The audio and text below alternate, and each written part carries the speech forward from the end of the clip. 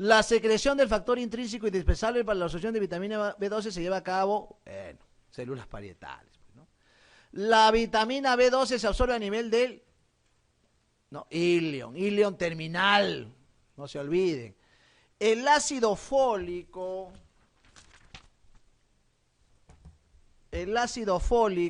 se absorbe a nivel yeyunal. La vitamina B2 o cobalamina de las proteínas de los alimentos cárnicos de mayor incidencia, pero puede estar en huevos, pescados, legumbres también. El ácido fólico más en vegetales. Se absorbe a nivel duodeno, pero principalmente en yeyuno. Si le ponen el ácido fólico se absorbe y no ven yeyuno y ven duodeno, marcan duodeno, porque el duodeno también se absorbe. Acá están las diferencias y los aportes dietéticos, miren, de 7 a 30 microgramos y el otro de 6.000 a 10.000 microgramos. Les doy un dato, ¿no? Siempre a veces nos preocupamos por el déficit de vitamina B12, o sea, bajo. Y había un caso en una paciente en el hospital con fiebre de origen oscuro, o sea, cuando la fiebre persiste la fiebre más de 2 semanas o 3 semanas sin diagnóstico, con pruebas habidas y por haber, y no se llega al diagnóstico, ¿no? Bueno, pero tenía vitamina B12 alta la paciente.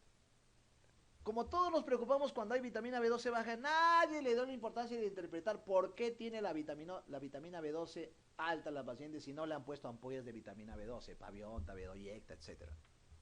¿Por qué tiene vitamina B12? Y la paciente tenía una leucemia linfoma. Era una enfermedad, leucemia linfoma, que aumenta la vitamina B12. Entonces, les doy como algo anecdótico. Hay que interpretar tanto lo alto como lo bajo, por favor, siendo el bajo el más frecuente. Productos animales, el otro es verduras, levaduras, etcétera, ¿no?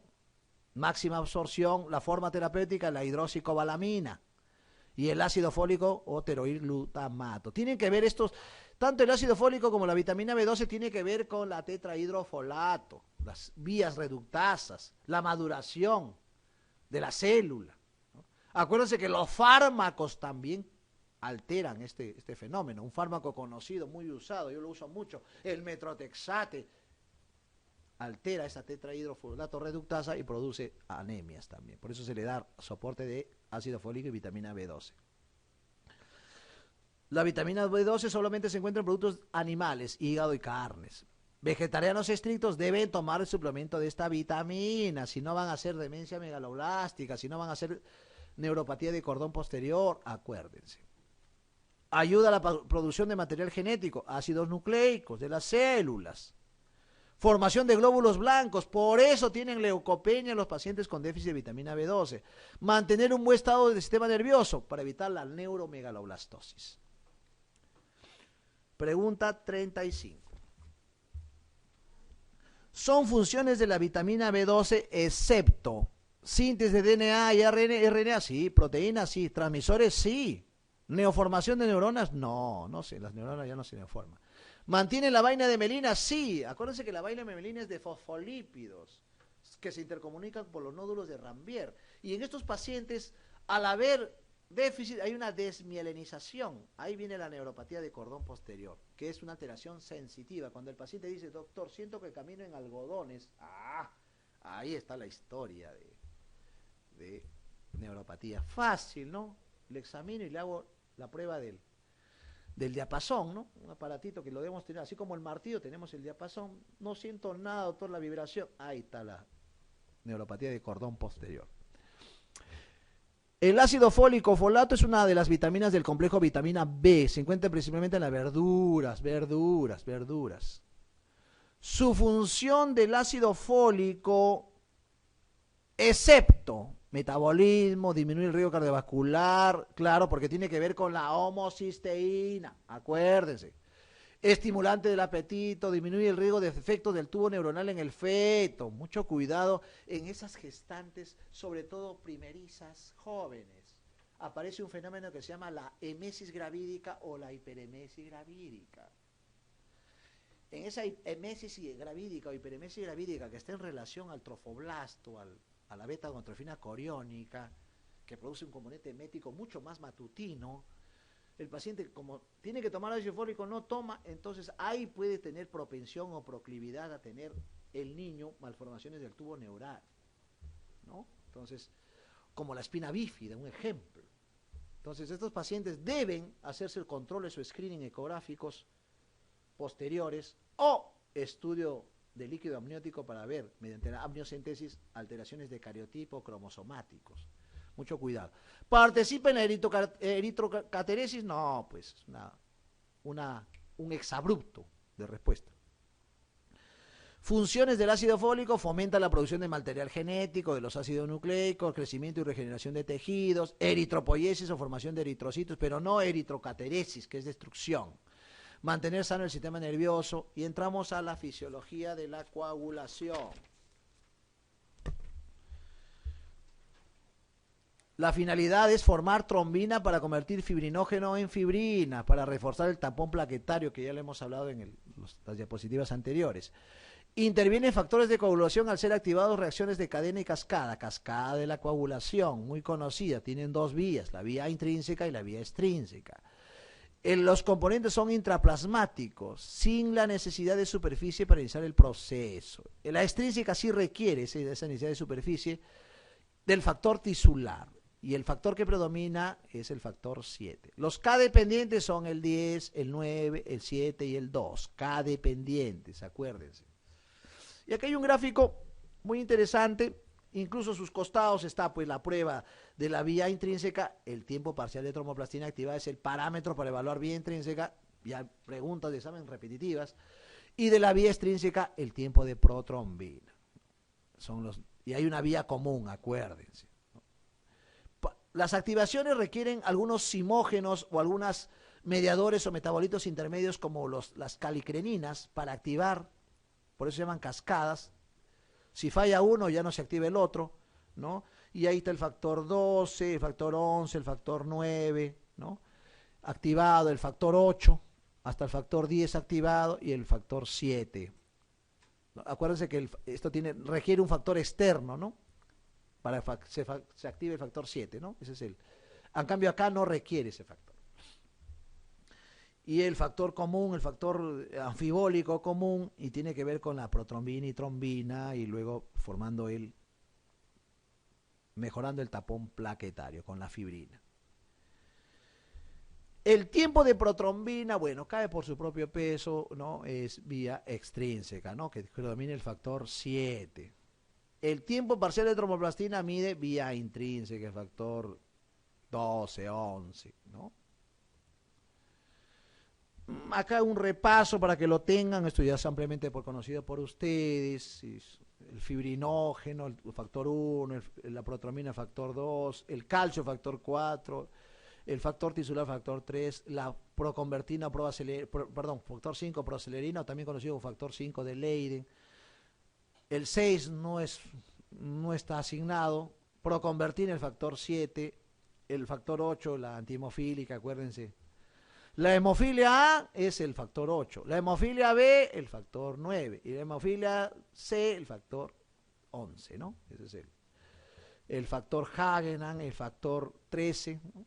Una serie de factores. Y acá es mejor la relación con el tiempo de protrombina y el tiempo parcial de tromboplastina activada, ¿no? Mire, el factor 7 predominante, pero también el 10, el 5, el 2 y el fibrinógeno tienen que ver con el tiempo de protrombina. Le pueden poner un examen, ¿qué factor tiene que ver con el tiempo de protrombina? Y no está el 7, ya le repito en el disco, ¿no? Ahí está el 10, el 5, ¿no? Y con el tiempo parcial de tromboplastina, el 12 de inicio y el 8, ¿no? Son dos factores que no pueden faltar, ¿no? Y ahí están todos los... La cascada de la coagulación, el 2% del factor 7 en el plasma existe como factor 7 activado, ¿no? El factor extrínseco como el factor 7, y el factor extrínseco factor 7 activado, ¿no? El complejo tiene que ver, del factor 10 activado, tiene que ver con el 5 activado, el calcio y el fosfolípido. O sea, no puede faltar estos cofactores, ¿no?, adheridos al complejo, ¿no? La cascada de la coagulación es en la fibrinolisis, ¿no? La fibrinolisis, ¿no? Esta fibrina degradada por la plasmina que está en el plasma, por eso viene el factor tisular plasminógeno. Y la trombina tiene que ver con el tiempo de protrombina activado o más plasminógeno, ¿no? Y acá está un gráfico mucho más, digamos, más esquemático de lo mismo, pero a colores. ¿no? Y está el factor plasmático activado, está el plasminógeno, ¿no? Para la formación del final, que es el fibrinógeno y la fibrina, ¿no? Acá hay un gráfico, cómo se forma, ¿ves? Ahí está la solución de continuidad, la fase vascular, la fase plaquetaria, cuando ya hay la adhesión, agregación y secreción plaquetaria, ¿no? Y acá estaba formándose ya el tapón, ya va interviniendo los factores de coagulación. De las siguientes condiciones, ¿cuál no se asocia con un alargamiento del tiempo de la hemorragia, ¿no? Tiempo de la hemorragia o la prueba de Duke, ¿no? También es un tiempo importante, o tiempo de sangría, también conocido, esa pruebita que se hace simple, ¿no? Lo hacemos en la emergencia, el patólogo clínico, el laboratorista tecnólogo con una lanceta en la orejita y comienza a contar los minutos y ve, ¿no? El tiempo de Duke hasta un tiempo considerable, ¿no? Entonces, ¿cuál no te eleva el tiempo de hemorragia? Bueno, en esta realidad es la hemofilia, pues, ¿no? La hemofilia es en ese contexto, acuérdense que la hemofilia, el patrón es el TTPA, porque el TTPA ve vía intrínseca y el TTPA la hemofilia tiene relación con el factor 8, no se olvide. Y la manifestación clínica de la hemofilia es en hombres, sangrado de mucosas más hemartrosis. No se olvide, esas cosas, esos tips. No queremos ahondarnos y hacerles más tedioso el asunto. Cosas prácticas que ustedes deben tener en la cabeza para responder un examen. Doctor, la uremia también produce sangrado, no produce alargamiento del tiempo de hemorragia. Sí produce tiempo de sangría prolongado, pero no por déficit de plaquetas. Es una pregunta que siempre cae. La uremia no te baja las plaquetas con frecuencia, puede bajarte muy excepcionalmente, pero lo que te altera es la funcionalidad de la plaqueta, la agregación.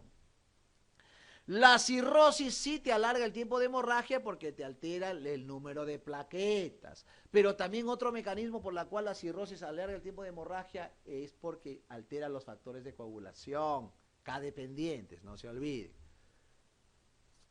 El mieloma múltiple, que es una discrasia de células plasmáticas, conocido como cuerpos mielomatógenos, produce lo que le llaman el fenómeno de Relux, que son las células plasmáticas en fila, en forma de rieles de tren, ¿no? Eso se llama fenómeno de Relux en mieloma múltiple. Entonces, esto produce hiperviscosidad, produce alteraciones de la serie roja, blanca y plaquetaria. Por eso produce tiempo de sangría elevado. Y la más resaltante es la enfermedad de von Willebrand, que afecta netamente a mucosas, von Willebrand. Ahí están los factores vitamina K dependientes, más de la vía extrínseca que la intrínseca. La vitamina K requiere para la síntesis de los siguientes factores de coagulación, excepto factor 8, pues factor 8, ¿no? Factor 8. Acuérdense que estos factores, la proteína C, S, tienen que ver mucho con la procoagulabilidad. Cuando hay déficit de eso, la manifestación no es sangrado, es trombosis, no se olviden. ¿Cuál es el papel del factor 8 en la coagulación?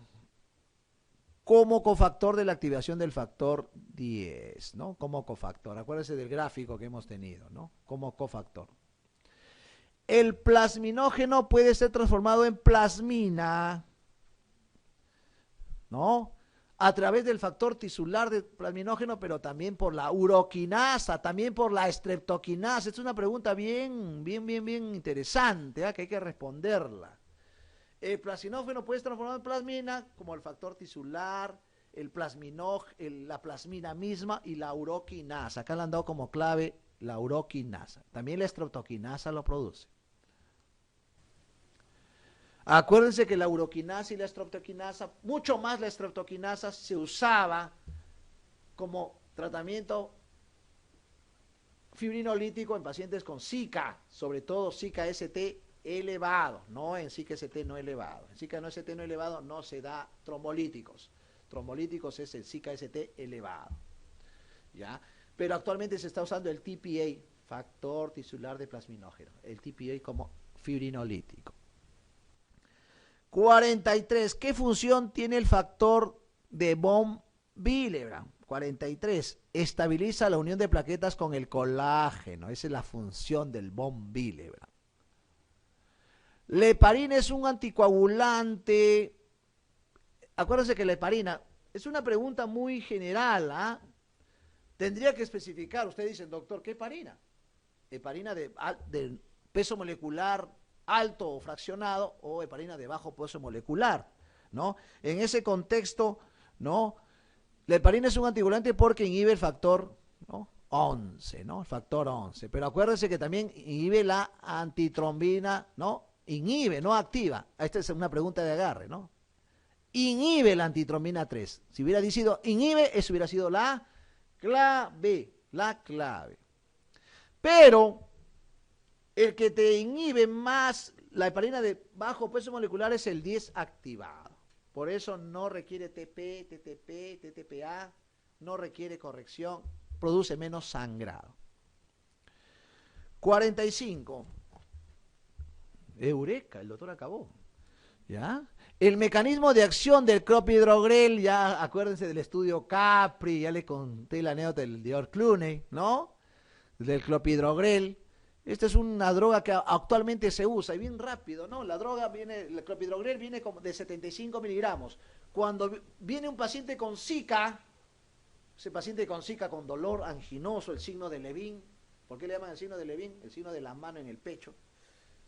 Paciente diaforético, asustado porque sabe que le duele el pecho, es corazón, mucho más si el paciente tiene background, tabaquismo, vida sedentaria, obeso, hipertenso, y es caucásico, raza blanca, ya fue, mucho más si tiene antecedentes familiares de infarto, él ya viene con esa idea, Zika, no hay pierde, ¿no? Angor pectoris, angina inestable, ese paciente hay que darle su aspirina o su clopidogrel. Cuando se da aspirina, de 325 miligramos. Si se da clopidogrel, la pastilla viene de 75 miligramos. De ataque, 4 tabletas, 300 miligramos de ataque. ¿En qué se basa el clopidogrel? Inhibe el receptor plaquetario del ADP, del adenosín fosfato, difosfato. Doctor, ¿quién inhibe la glicoproteína 2B3A? Lo que le dije, ¿no? El epitifatide, el tirofiban, el abscisimav, ¿no? Son drogas que te inhiben glicoproteínas. Doctor, ¿quién inhibe inhibición de la ciclooxigenasa? Ah, ahí está la aspirina, pues la aspirina. Doctor, ¿quién bloquea la enzima fosfodiesterasa? Ahí está la ticlopidina, ¿no? Está el DDPA, ¿no? Son droguitas que ustedes van a revisarlo más en terapéutica en cardiología, sobre todo en cuadros coronarios. La clave, la D. Bien, muchachos, en realidad les agradezco por su atención, espero que su idea de las fisiologías hematológicas han sido más unas fisiologías hematológicas clínicas, más abocado en la parte clínica que es de utilidad. No nos olvidemos de las bases, por favor, las bases de las ciencias básicas nos va a permitir hacer buenos diagnósticos.